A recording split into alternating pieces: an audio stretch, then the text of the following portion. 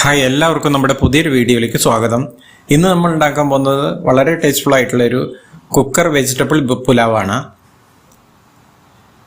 അതിനു മുമ്പ് നിങ്ങൾ നമ്മുടെ ചാനൽ സബ്സ്ക്രൈബ് ചെയ്തിട്ടില്ലെങ്കിൽ ഒന്ന് ചാനലിൽ സബ്സ്ക്രൈബ് ചെയ്ത് സപ്പോർട്ട് ചെയ്യുക. അതുപോലെ ലൈക്കും ഷെയറും ചെയ്യുക.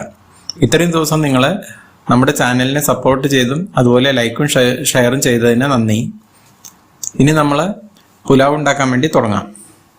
അതിനുവേണ്ടി ഞാനിവിടെ ഒരു കുക്കർ സ്റ്റൗവിൽ വെച്ചിരുന്നു ചൂടാക്കാൻ വേണ്ടിയിട്ട്.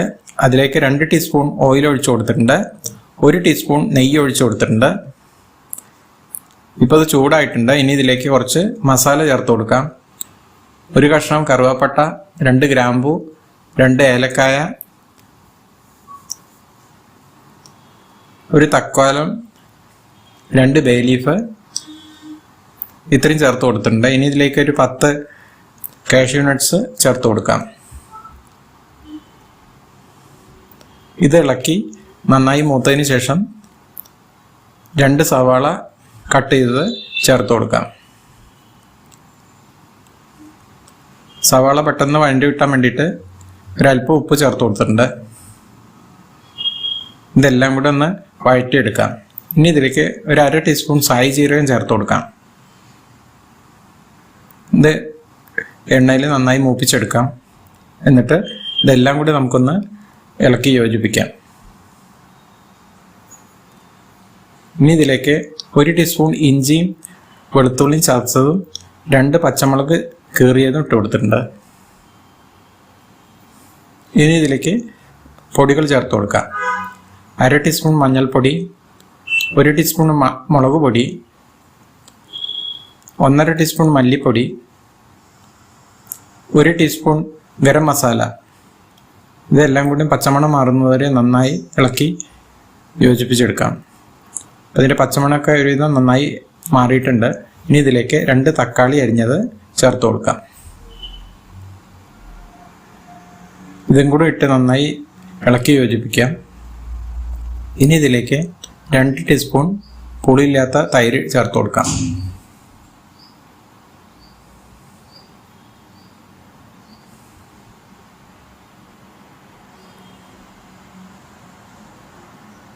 ഇപ്പം എല്ലാം ഇളക്കി യോജിപ്പിച്ചിട്ടുണ്ട്. ഇനി ഇതിലേക്ക് വെജിറ്റബിൾ ചേർത്ത് കൊടുക്കാം.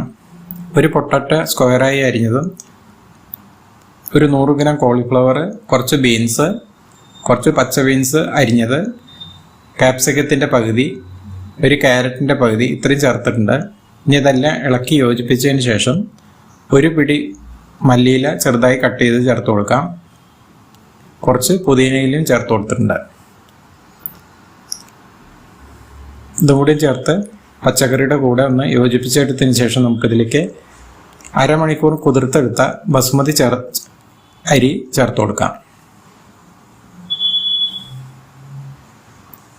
ഇനി പച്ചക്കറി അരി പൊടിയാതെ ചെറുതായിട്ടൊന്ന് ഇളക്കി യോജിപ്പിച്ചെടുക്കാം. ഇനി ഇതിലേക്ക് ഒരു 3 കപ്പ് വെള്ളം ചേർത്ത് കൊടുക്കാം. 2 കപ്പ് അരിയാണ് ചേർത്തിട്ടുള്ളത്. അതിലേക്ക് 1 കപ്പ് അരിക്ക് 1.5 കപ്പ് വെള്ളം എന്ന രീതിയിൽ 3 കപ്പ് ചേർത്ത് കൊടുത്തിട്ടുണ്ട്. ഇനി ഇതിലേക്ക് ആവശ്യത്തിനുള്ള ഉപ്പ് ചേർത്ത് കൊടുക്കാം. ഒന്ന് യോജിപ്പിച്ചതിന് ശേഷം നമുക്കിതിലേക്ക് 1 നാരങ്ങയുടെ പകുതി നീര് ഇതിലേക്ക് ചേർത്ത് കൊടുക്കാം.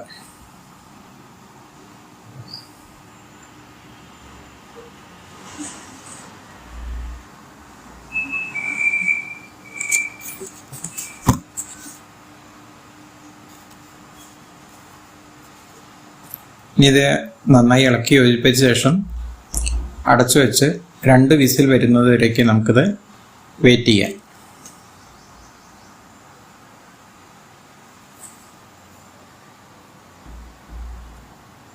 ഇപ്പോൾ 2 വിസിൽ വന്ന് ഒരു 10 മിനിറ്റ് കഴിഞ്ഞിട്ടുണ്ട്.